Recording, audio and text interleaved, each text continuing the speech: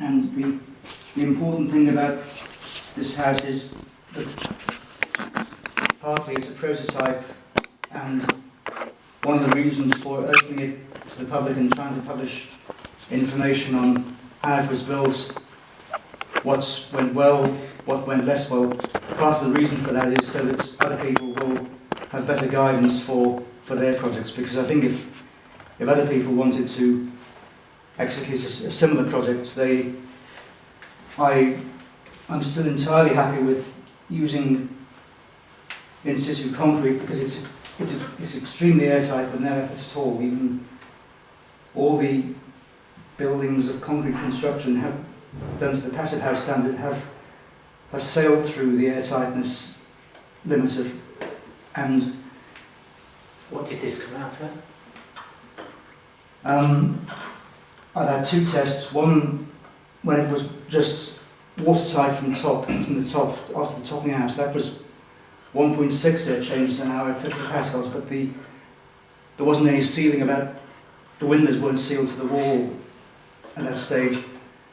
It was just that the windows were in the walls. Then when the windows were sealed and the services had all been installed, it was 0.75, and there were 50 leaks remaining, small leaks. So I looked at those leaks, and some are easy remedial work and of the kind that anyone could fix in about 5 to 10 minutes per leak. The others, about 3 out of those 50 are probably not worth bothering with, and in other words, the time to fix them would be more than it's worth. So I would expect the finished house to be about between 0.3 and 0.45 if it were tested. And the further, although you can get to 0.2 with a supreme effort on a building, whether it's worth going to 0.2 and compared to 0.4 for replication of such houses, I very, very much doubt, because what's the rule for certification as a passive house? 0.6. 0.6. I think you're wildly over that, or wildly under that. Yes. Yes, okay. Yes, wildly under it, and it's still thought to be a strict standard, 0.6 air changes per hour at 50 pascals, but this was being achieved in Canada in 1978 routinely by a building company, so it's not a strict standard. It's roughly what every high quality house in Britain should be able to achieve as a matter of course. And the Canadian R2000 standard, which was finalised in 1980, said that to be certified R2000, this was a standard supported by the building industry and the federal government. To meet the R2000 standard, you have to have better than 1.5 air changes per hour at 50 pascals. That's 35 years before present, and the UK is still accepting houses with 5 to 10 air changes per hour. So 5 to 10 is not really anything special. And I had some clients here about a year ago who came very late to ask for advice, much too late.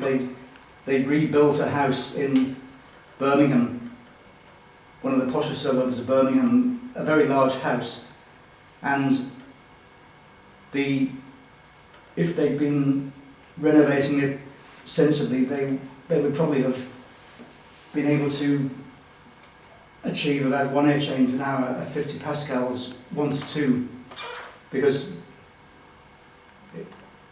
it's very easy to, if you're totally renovating a house, to achieve results in the range 1 to 3 air changes an hour at 50 pascals. Anyway, this house had a builder who said, "Oh, I can't get below 5. 5 is absolutely my limit. You'll have to accept that." And they sacked the builder, and they're now trying to get to 3.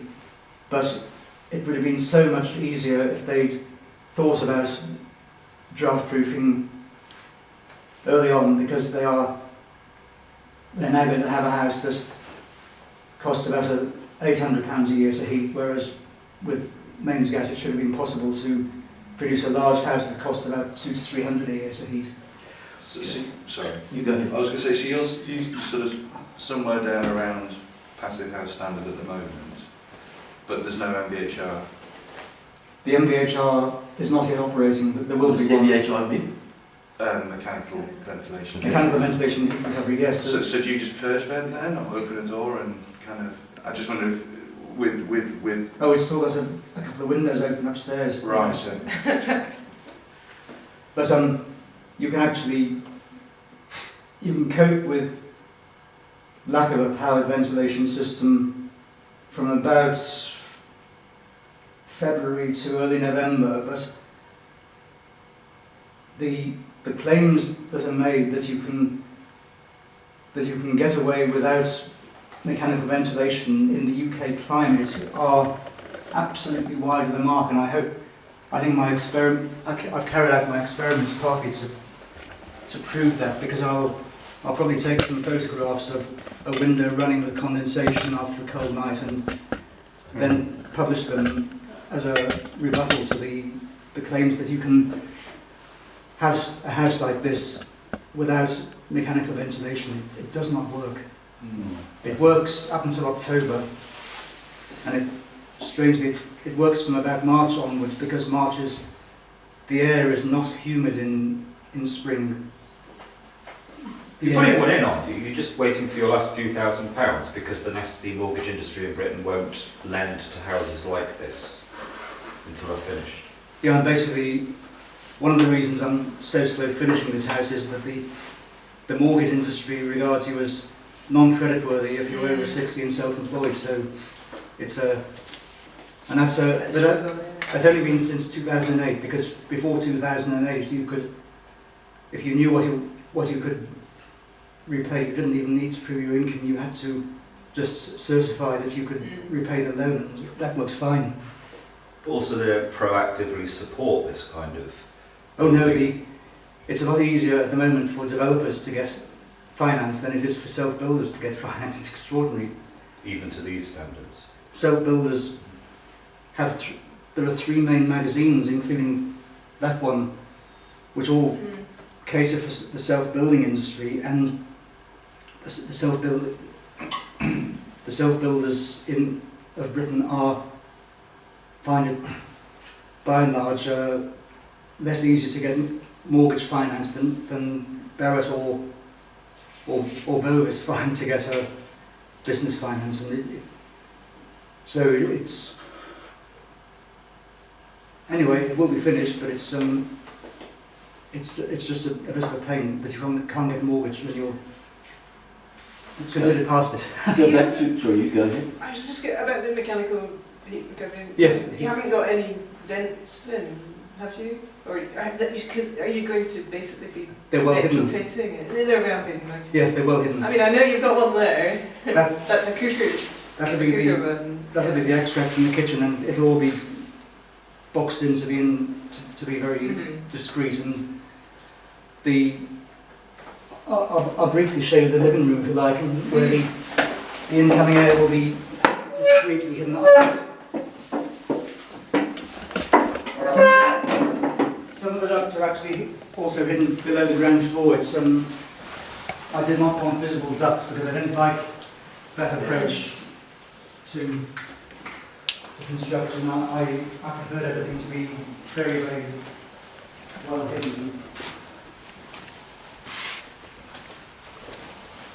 The incoming air will actually enter at the bottom of the bookshelves, so the duct is boxed in behind the cylinder next to the bookshelf, and it's entirely done to be as invisible as possible, because I think if you're... So the incoming and then there's the out, yeah. Because usually you have an in and an out. yeah, this is a supply. Where's the exit? Yeah, so what we would do is Not have necessarily. One of the yeah, exits it's in the just kitchen. movement of air Yeah. across This Yeah. the rooms in between the supply and the exhaust can be ventilated by cross movement of air. It's one of the ways you can get a better ventilation performance for a given airflow, because if you have flow from one end of the house to the opposite end, everything in between is very well ventilated for a moderate airflow. And you can't get this performance from natural ventilation, because natural ventilation is driven by the wind and stack effects. And the wind and stack effects are uncontrollable. You can, if you're ventilating a house using natural ventilation, then you may be getting too much air in one room and too little air in another, and you can't do anything about it. Okay. Can I be mean and ask a devil's advocate question? And I know it's not off the subject really, but if we're going to be green, we've got to cover all bases.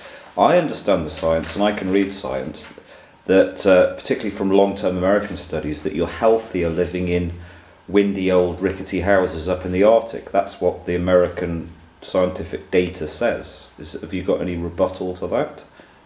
Yeah, there's a study on the R2000 program funded by the Canadian government and carried out by Ontario State University, I think, plus a number of other universities, and that shows that in the R2000 program, the people living in certified R2000 dwellings were significantly less at risk from respiratory conditions, and